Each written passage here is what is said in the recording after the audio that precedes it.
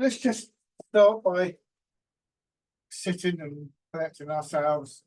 Always a useful exercise, and make yourself comfortable in your chair to the degree that you're familiar with, comfortable in the basic posture that we do many of the exercises from. Then go into that. We don't force anything. Find a posture where you actually feel supported. I think this is one of the really useful starting points, because we want to try and find ways of expanding that idea of feeling supported into different exercises, different circumstances, from seated to standing, from static to walking, and so on. So the awareness of how it feels to have that support is a useful guide. And in this posture, obviously the chair is supported, and maybe if you're sitting back, the back of the chair is supporting your back. If you can be a little bit further forwards and tilt forward so that some of your weight is in your feet, then that's a good way of feeling that your body is sort of beginning to support itself, not needing the chair so much. But just be aware that it's fine in theory, but it takes time to develop these ideas. And then just rubbing your hands together and tapping over your face.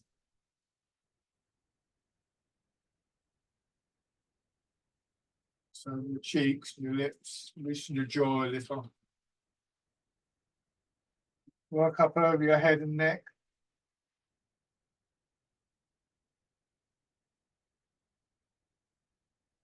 And one shoulder and your arm. And then on the other side.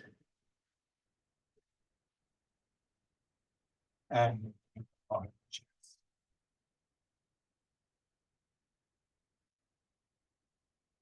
Onto your belly.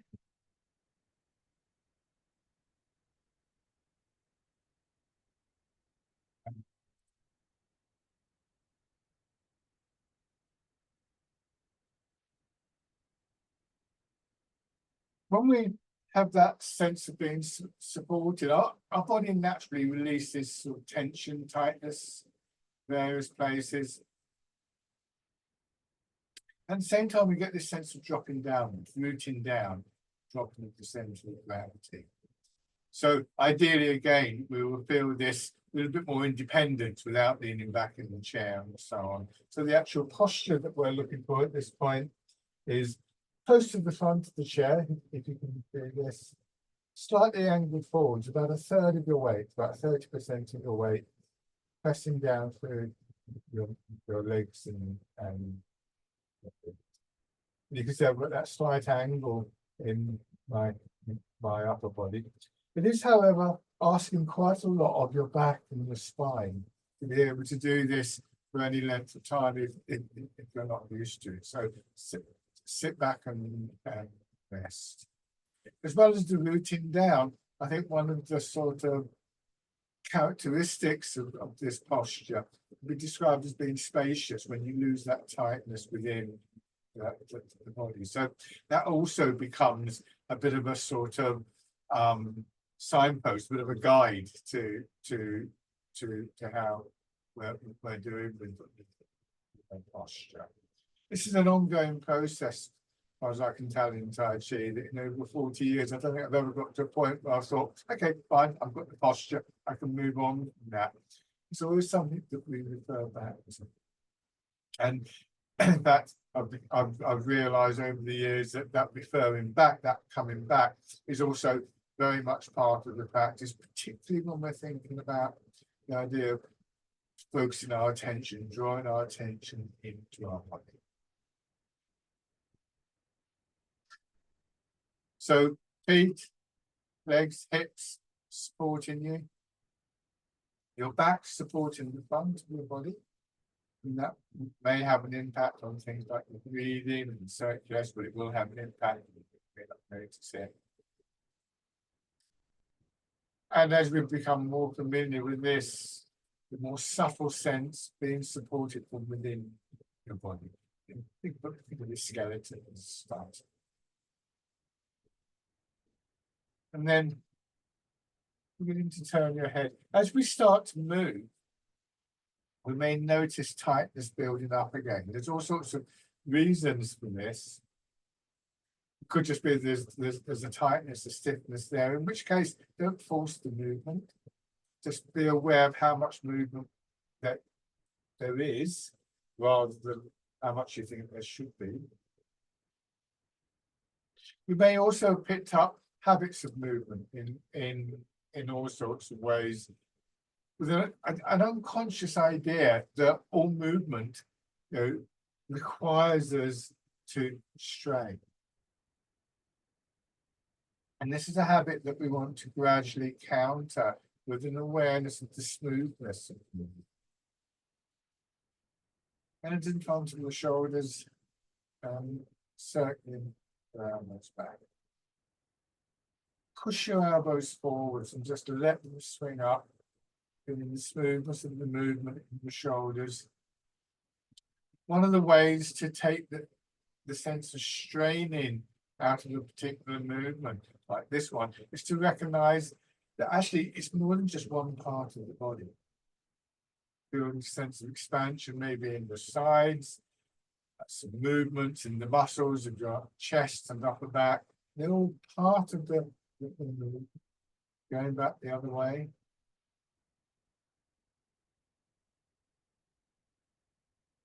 And as we become aware of those connections, they seem to become more effective. So we're gradually building up a picture of our bodies as one unit rather than separate parts. Hands out to your sides, rotating your arms. I do think that growing awareness of a more harmonious movement, a more harmonious sense of feeling in our bodies is actually one of the great outcomes of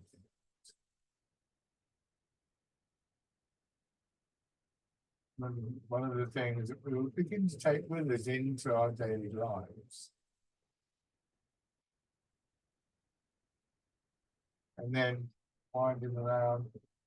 There will still be areas that feel a bit stiff, a bit tight for one reason or another. But as this sense of our whole body moving as one unit builds, it's not so much that we bypass them, but we bring them into that greater sense of harmony. Back the other way.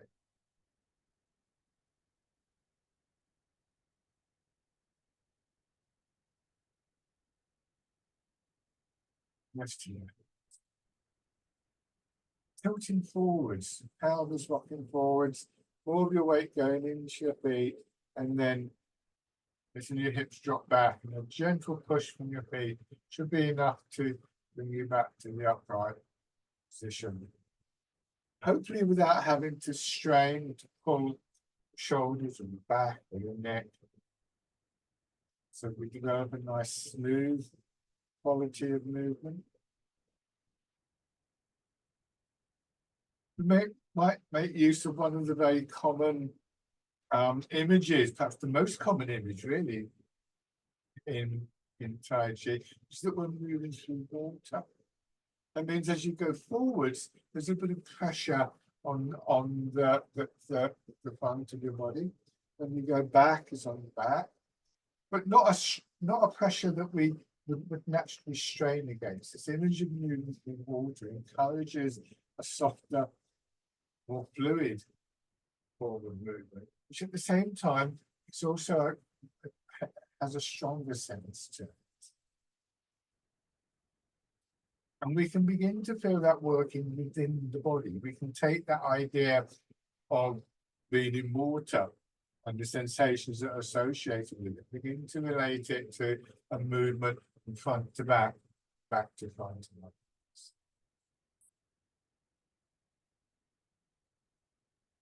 turn in the middle of your body, hips and waist. You'll direct more of your weight to the foot, the leg that you're now facing.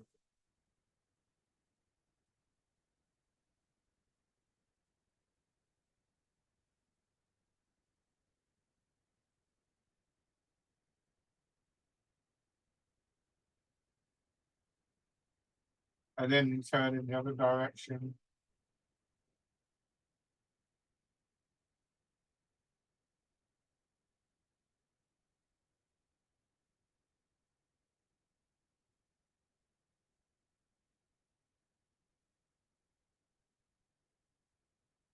And circle.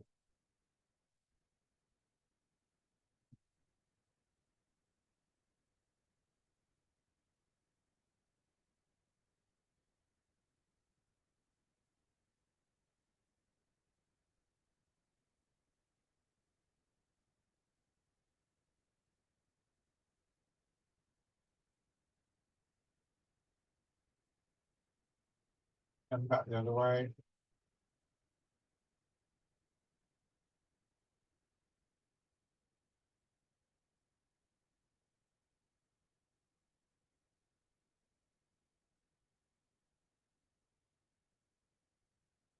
Back to the original position.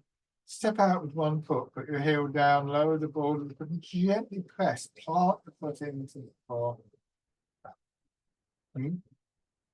Just try and get that feeling of releasing tightness in your hip, down to your knee, and then your ankle, and into the sole of the foot.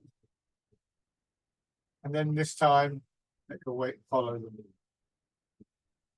It's as though we're actually making space within our leg, our foot, by releasing the tightness, and then we can get the feeling of our weight flowing into that space.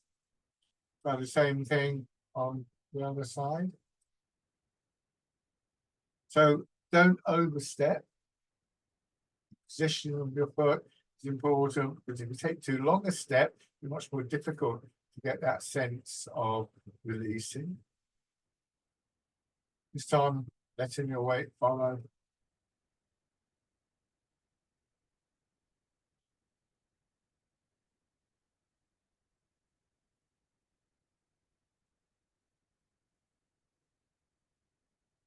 And then alternating from side to side, planting the empty foot down so that you can move across into this side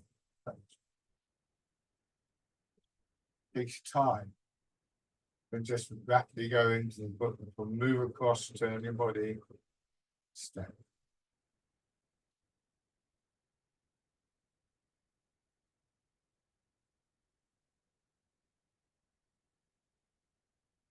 And then just before we go into the main body of exercise, just a little thing about the range of the movement. It isn't the case in Tai Chi that we necessarily value bigger movements above the smaller movements. Smaller movements are often the things that we bring in to create the bigger movements in the long run. But that isn't to suggest that we're not concerned with range of movement. And I think it's important to realise that we're not suggesting that we don't have to move very much. One of the problems there is, particularly as we get older, that would actually reduce your mobility. So, for instance, with the stepping that I just described, I step to there, I release, I go forward. If I step right out there, I can't do that. But there's a middle ground. So having worked out, oh, yeah, this is what it feels like to plant the foot to release, I now go a little bit further. It's a bit challenging, but you can find a way to increase the length of the step. There'll always be a limit, but we want to be aware that we do want to build the range of the movements, but we build them from within rather than from outside. So once again, just settling into your posture, bringing your attention back to your posture, your arms hang down, turn your hands palm forward, bird folds its wings, combining the transfer of your weight with that rotation. So now we have our whole body, one way or another, engaged in the movement. And it's the center of your body that connects all the other parts. That area between the hips and pelvis and your waist, sometimes referred to as the dantian or lower dantian. The image often used is it's like the hub of the wheel. And you know, when the hub of the wheel rotates, all the spokes of the wheel, the rim of the wheel, all move at the same time. So an increasingly important focus for our attention is this area. It's this part of the body we want to feel is sinking to the ground, both through our hips and through our feet when we go forward. It's this part of the body that when it goes forwards, takes my weight forwards, you know, my shoulders go forward, my arms move, and so on and so forth. So an effect from the soles of your feet to the tips of your fingers. And this again gives us this sense of the underlying dynamic flow of the energy, which is a whole body process. So rather than simply being about this muscle group, that muscle group, not to say that isn't important, by the way, but it is.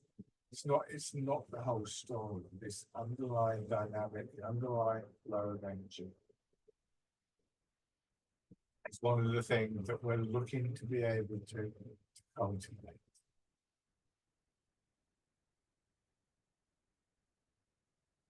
Again, you could bring in that image of moving through water. Which parts of your body at any given moment are actually parts of the body that are actively pressing into which parts of your body are following on? How does that change? How do the sensations of movement change? Now, keeping your hands facing backwards, fisherman cast.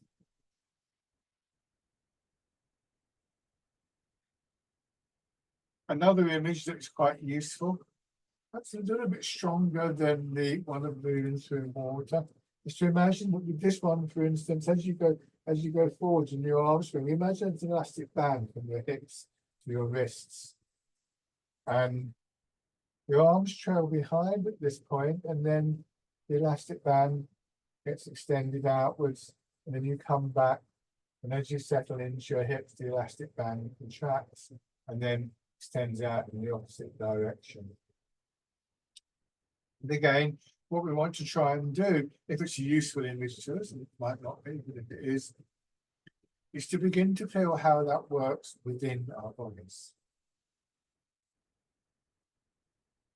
The muscles, the tendons, and the ligaments, but also in the fascial layers, which sometimes referred to as the muscle skin, which are continual layers, unlike the muscles themselves, which are sort of go from one place to another. The fascial layers, or some of them at least, extend through the whole of the body. They do have an elastic quality to them.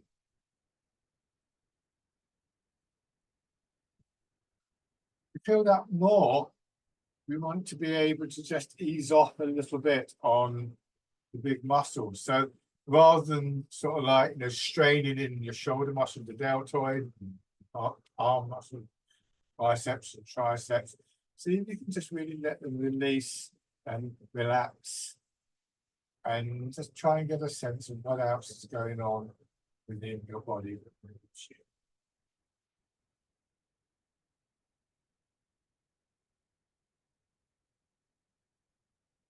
And then roll in the ball.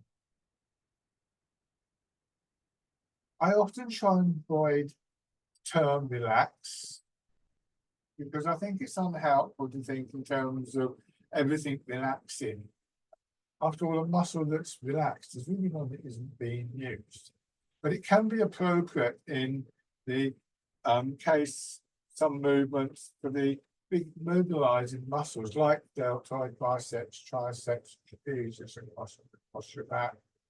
One of the things that we're trying to discover in these arts is what else is possible. It's not just a case of the big mobilizing muscles. So if we actively try and relax them, if we have an intention to relax them, you start to get an idea of what else is involved.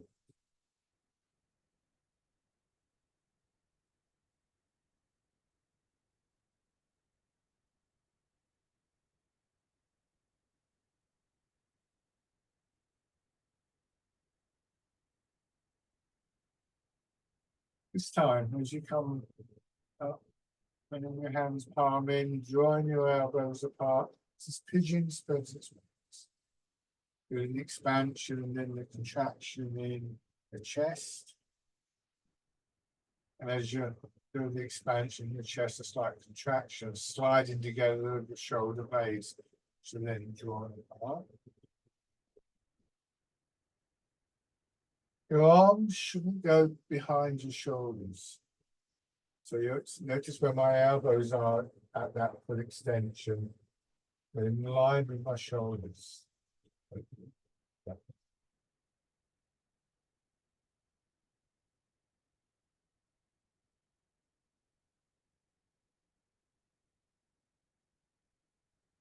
So we can have this intention to relax, to not use so much big mobilizing muscles, and at the same time have an intention to begin to put more emphasis on those other aspects of movement, physical aspects of the movement, and the energetic aspects within our bodies. You can find that those aspects can be really quite responsive to our intentions.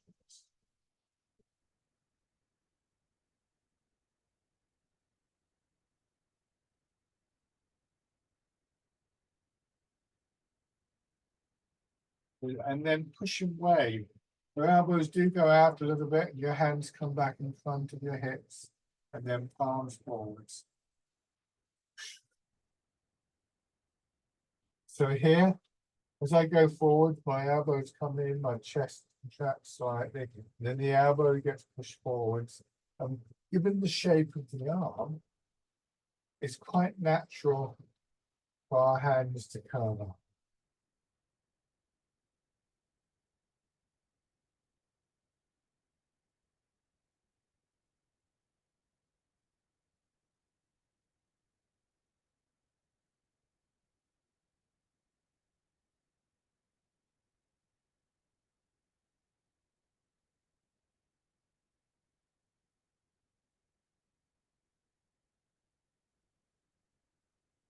Pushing wave as though you're pushing against water, and also as though the wave is actually doing the pushing. It rises from your hips. For it to arise, we have to first of all make the connection. And when you come back, just again releasing in lower back, hips, buttocks, begin to feel the push back. Relaxing, releasing in legs, ankles, soles of your feet, feeling the push back.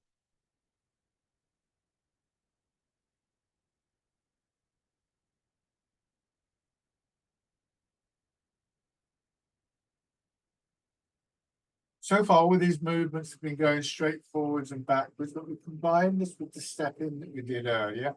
So now you turn a little bit in that center part of your body, extend and plant the foot eastwards. Then back, planting the foot down, turning in the other direction. I'm exaggerating this a little bit, isn't it? Really quite subtle movements. But again, recognizing how the center of the body is so important. When literally moving in a centered way.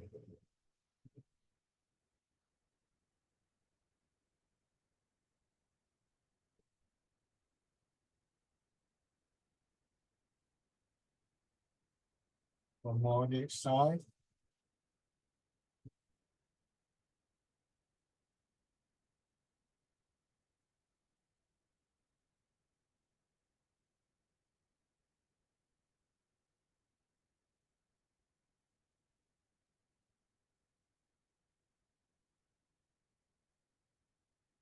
And then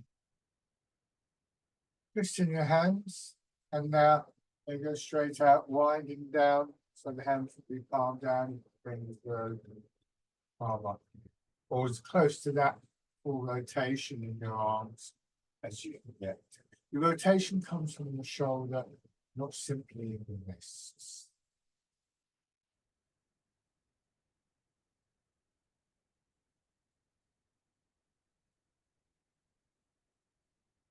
A movement from your hips to your feet, stepping into your feet, moving now from your feet to your hips, settling into the chair.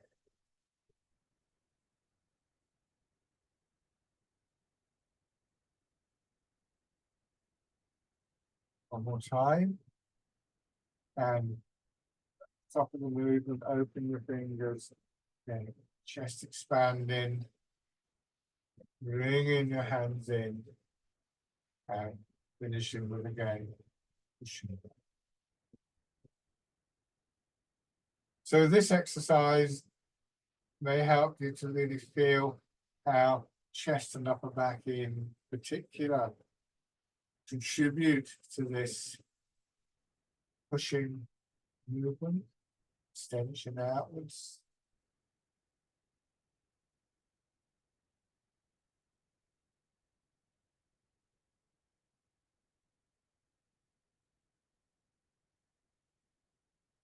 One more time.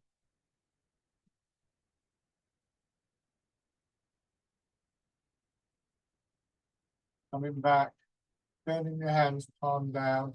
Once again, turning in the center of your body, rolling forwards through the extension through the back and the spine, out through your arms, swinging across to your opposite side, settle back in to the right hip and then left hip, and then turning the other way.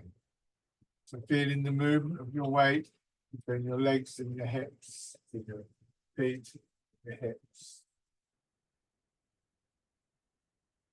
And trying to feel that movement in combination with those inner movements that I was talking about earlier, begin to create.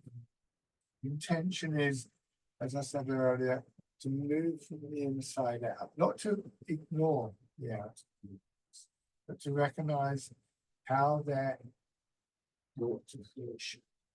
A plant growing out of the root. Plant something in your garden, it doesn't, you don't get a flower floating up somewhere above it. There's these connections moving upwards and outwards from the ground. Your arms could be said to be a bit like the branches of a tree extending out from the trunk itself growing, extending from the root.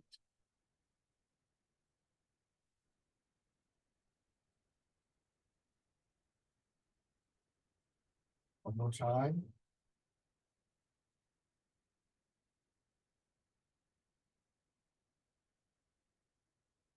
Now, turn your hands palm up. We're going to bring all those ideas into the vertical. It's a little less obvious how that is generated, but you settle down into your hips and your feet. You begin to feel the push up, that same lengthening through the spine. That creates a wave-like movement upwards, pushes your hands up, turn them over as though they're resting on the ball, and pressing down. That means in order for any kind of expansion upwards, sideways, forwards or backwards in the upper part of the body, regardless of the movement, there needs to be this sense of sinking downwards, establishing again each time a sense of being rooted. Hence the name of this exercise, rooting down. And that's that constant in all of these movements. seated or standing, horizontal or vertical, simple or complicated.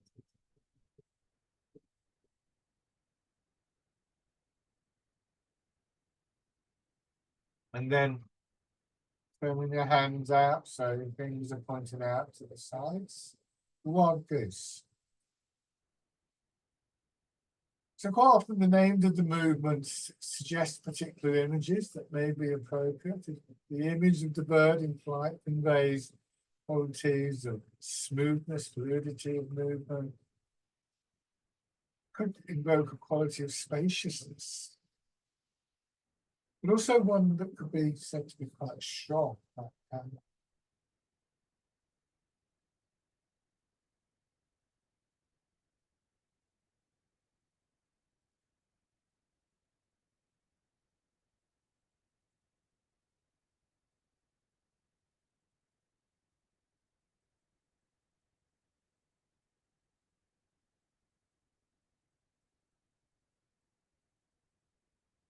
And then easing forwards and your hands swing in front of the knees. Sit back, settle into your hips again and expand upwards. Parting the clouds, suggesting an expansive quality, an opening up.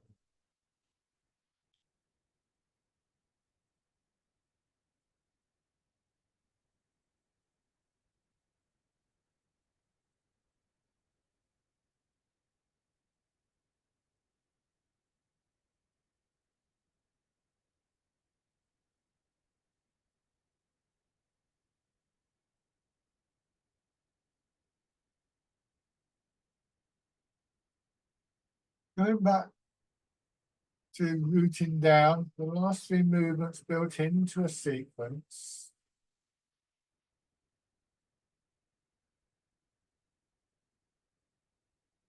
Change into the wild goose.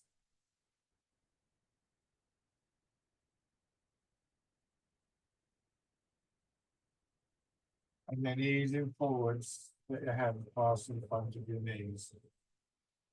And then back, parting.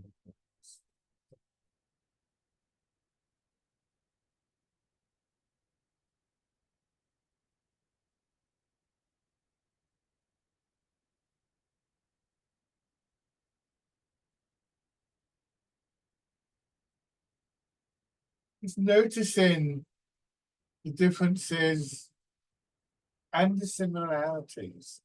Really, for the most part, what's happening in our legs and hips and movement of the weight is the same for each exercise.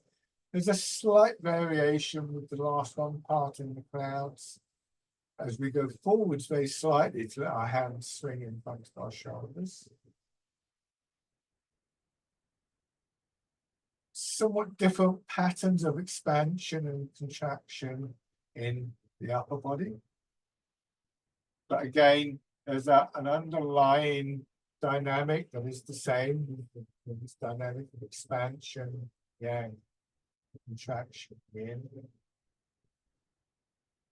And associated with that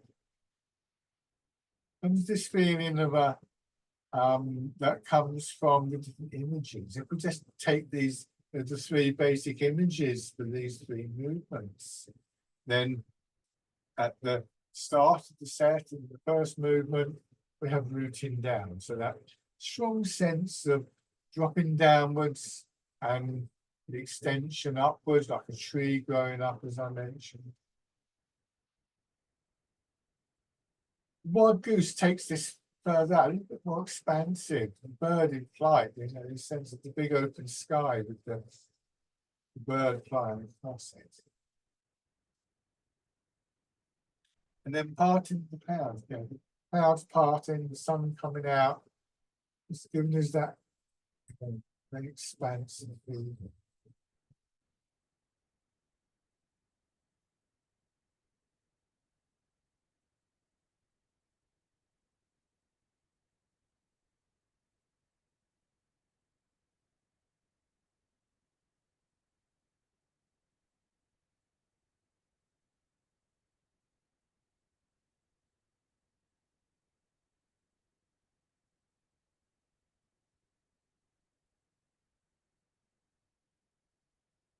This time, letting your hands drop down to your sides, feel the weight of your arms hanging down, and bringing your intention to one side. Again, movement downwards, leading to an upward expanding movement. This time, pushing your arm up, winding your arm back.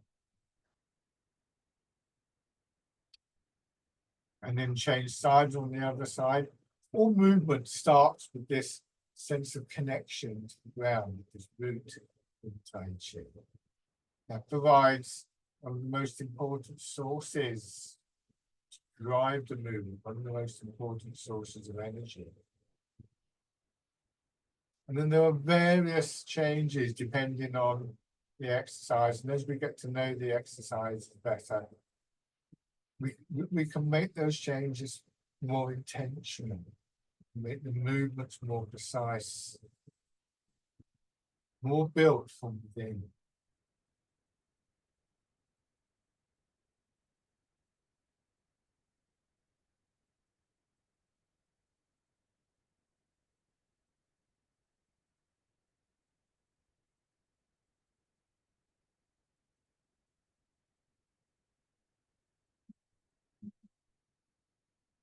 One more round.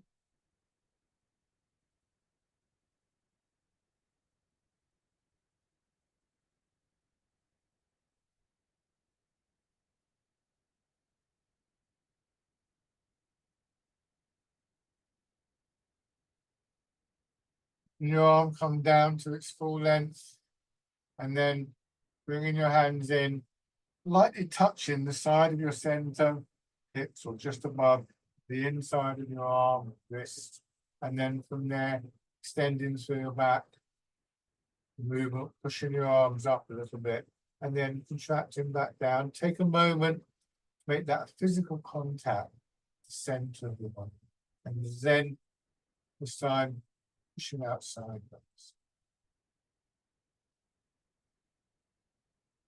Take a moment, just don't move off too quickly. Rest there with your hands against the sides. Feel that part of your body sinking into the ground. Feel your thoughts sort of just settling to that part of the body, and then move it out.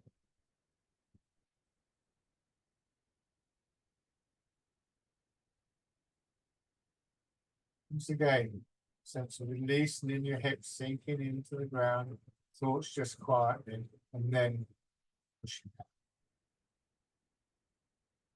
And exaggerating the amount of time that we spend on that.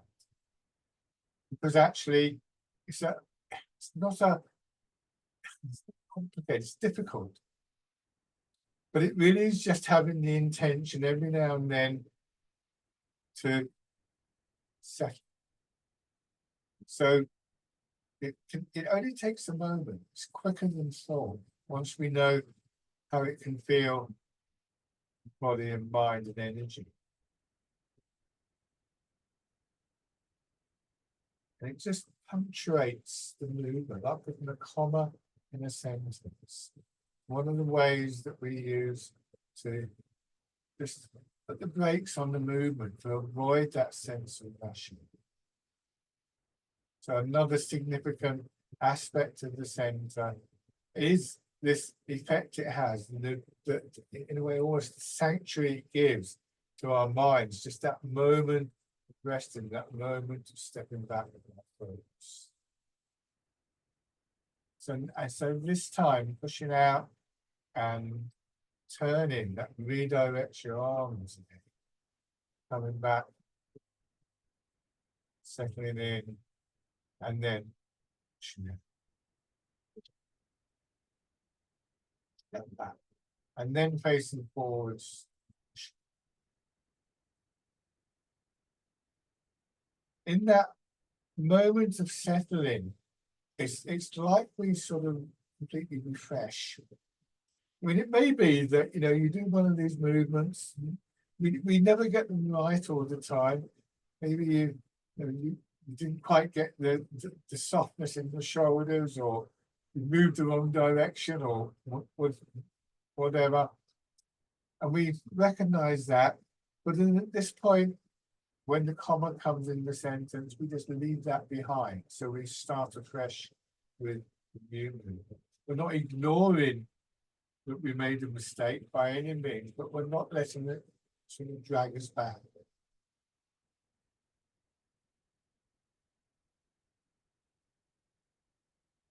Do one more round of this.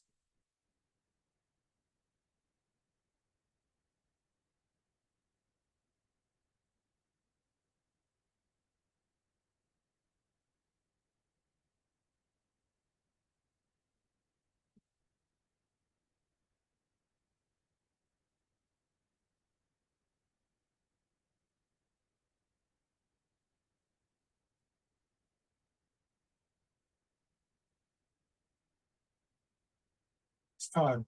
Extending one foot, a slight bend in your knees, easing forwards, pushing your fingers into the water, scooping the sea and looking at the sky. Coming back very gently, not straining. A slight push from this other foot and expansion through belly, solar plexus, and chest, and the experience with the other movements. Coming from this slightly awkward position to more upright position, we can begin to see the value both in this sense of the center of the body, your hips dropping back, rolling the center back, bringing us to a more upright posture, but also the intention that goes with that. Not straining in our shoulders, but letting our hips drop back. Not stiffening it in our neck, but feeling that flow of the energy into the back. This time, roll your fingers into a hollow fist again, going forwards. Some of the spine extending upwards. A bit trickier than going downwards because we're going upwards in a way against the pull of gravity.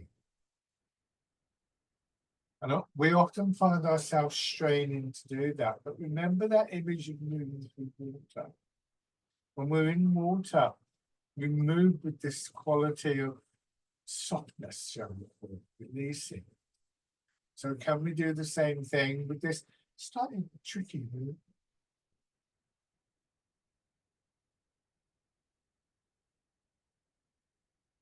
And then change sides, scoop in the sea, look at the sky. Think how nice it would be if we could bring ourselves to a proper upright stance with the same ease that if we're in the sea, we feel ourselves just floating on the water.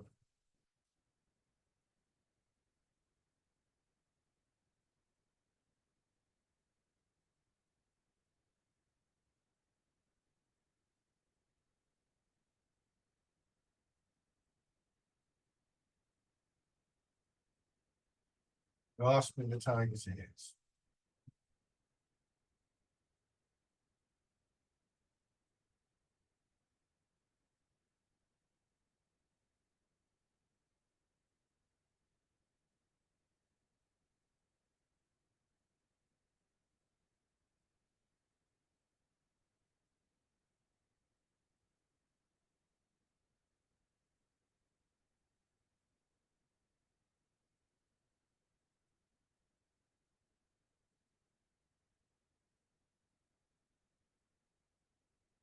And then back to the sea.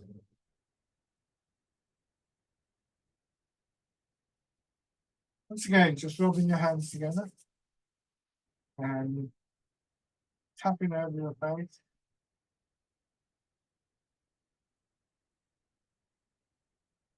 Over your head and neck, shoulder, arm, and on the other side, upper part of the chest, belly,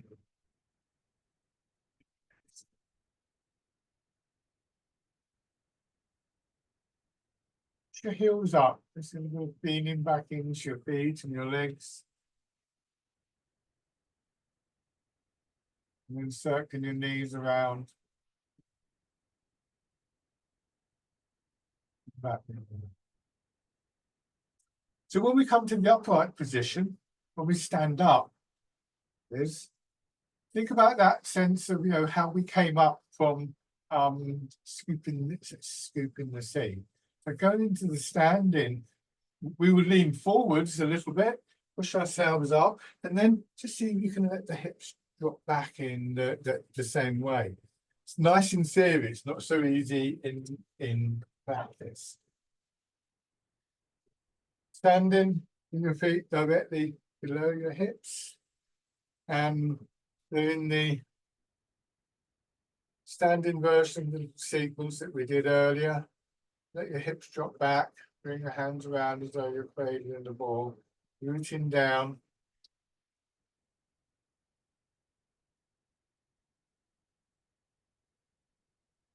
Change into the wild goose.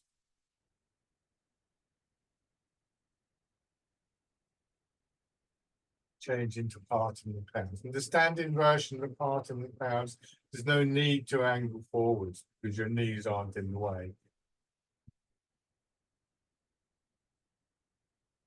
And then back to the knee. So you're moving through one.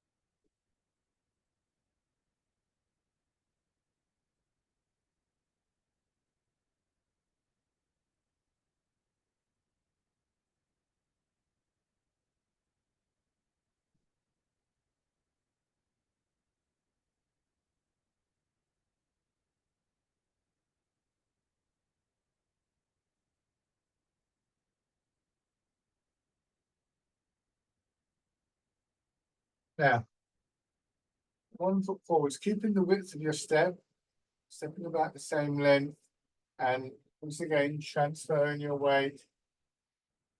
Maybe just bringing in that sense of planting the foot before your weight moves into the leg. But also with this image of moving through water in the same way that we did when we were standing. Taking a moment to settle in, because there's a very good chance that in the transition from one foot to another, your posture's gone slightly out of line or you stiffened up.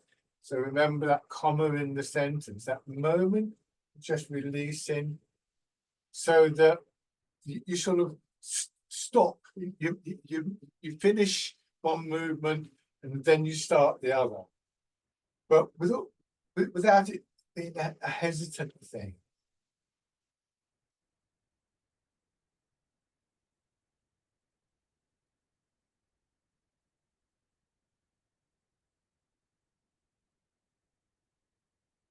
And then when you go into your back foot, as you settle in, you raise the front toes. You can have the front foot turned outside. As you settle into the front, the back knee comes in, your heel comes up. So you're gradually bringing your body more into line with one leg. And essentially what we're trying to do here is to bring in all those qualities that we found, first of all, in the chair. Remember the support from the legs enabled lots of other things to begin to work for us. And now we're looking to feel that support just in one leg. And then stepping in.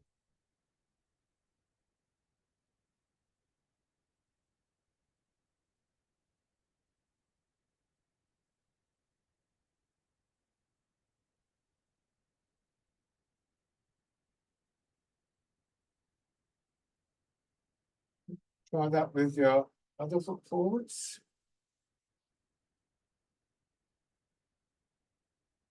Aware of your posture.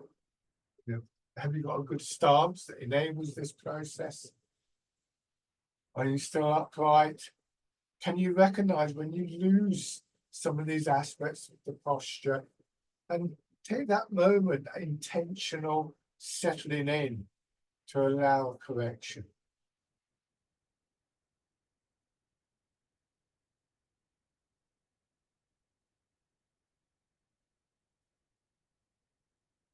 To raise your toes and your heel.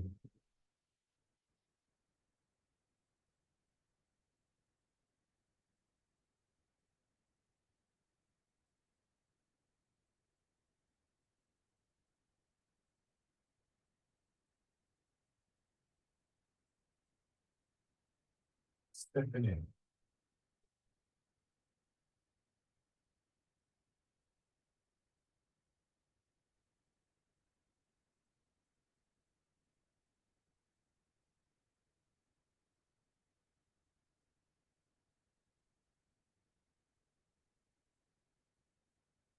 Step through, so you can either go forwards or backwards.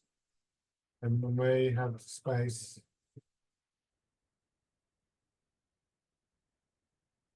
Notice how the empty foot comes in and then out.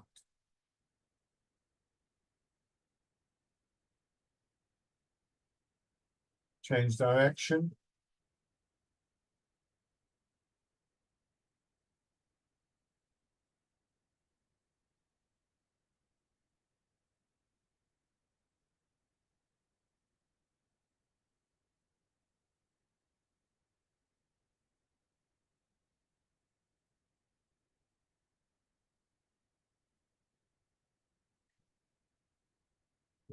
Have your right foot forwards. The standing version of fisherman cast net. Remembering those images moving through water. Remember the feel of it, of an elastic band from your hip to your wrist. What happens in your body to push your arm out? Where do you feel the expansion that builds up like a wave behind your arms to push them away? Happens in both directions, but perhaps easier to recognize when we're going forwards. Rather than a very common error, which we all make, which is to sort of do this, to start moving in the arms. And we're constantly encouraged in Tai Chi to bring our attention back to our feet and our legs and the movement of our weight, and to build the movement up from there.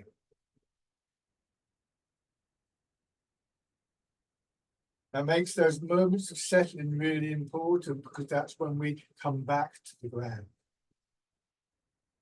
This time, turning, still in that image of the elastic band from the wrist to the hips. And it's the kind of image that requires something stronger, but not straining, not stiffening up.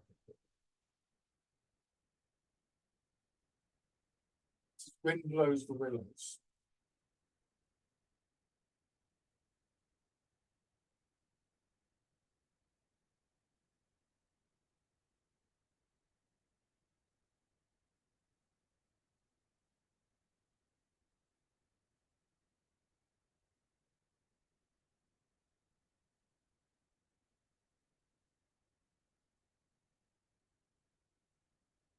Good. And then the other side. So the other foot forwards. Fisherman cast the net.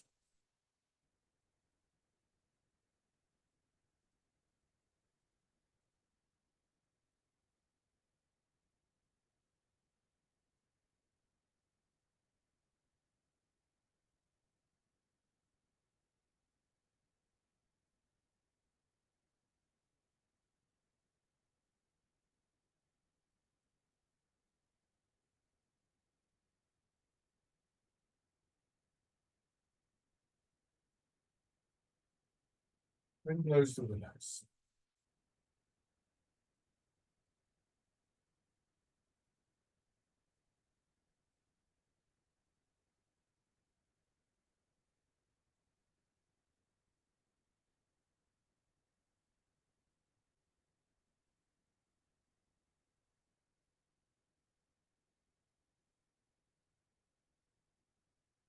Combining this with stepping again, you can either go forwards or back. So I'm going to go forward. So I'm going to go into my front foot as I settle into the front foot and turn with my back foot in. This is dragonfly skims the water. Stepping through. Same thing with the other foot. And what you may find, if you're comfortable doing this, is that you can bring the foot in and then raise up. If you're doing that, you may notice here, arms and foot come up together, go down together.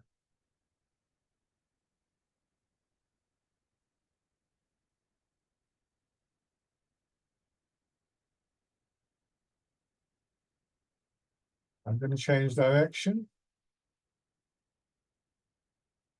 And with the plant the foot.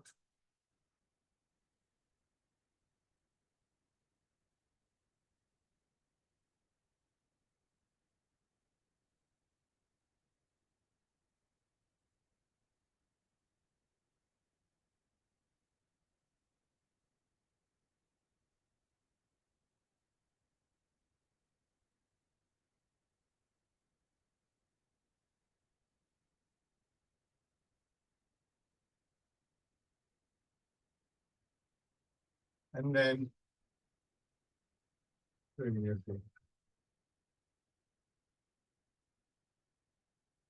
Go back to your chairs. Find your different posture again. Closing exercise. I've referred in one way or another several times to this idea of coming back, of restoring these qualities of being centered, of being rooted, and everything that is implied by that in body, mind, and energy. And I think this is a really important process in Tai Chi that again is one that we can take into our daily lives. This last exercise really emphasizing that, letting your hands drop down. We start with an expansion outwards, which of course itself starts with a movement down into the ground, into the root.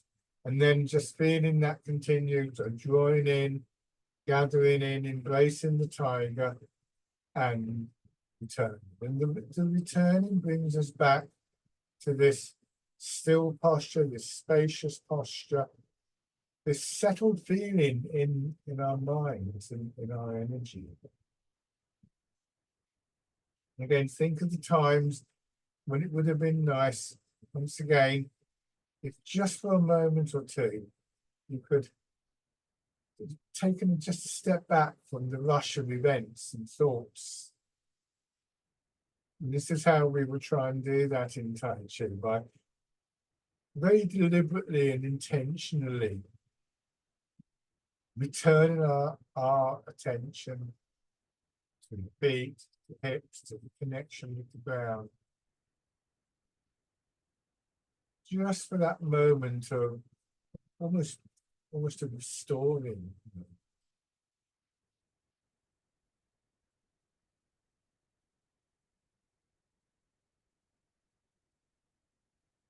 One more time.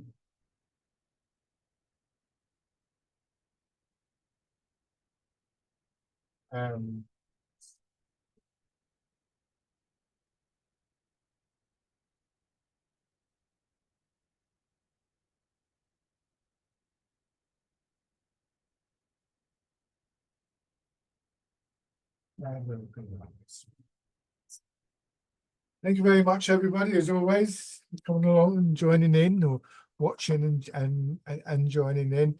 And as always, please do feel free to contact questions.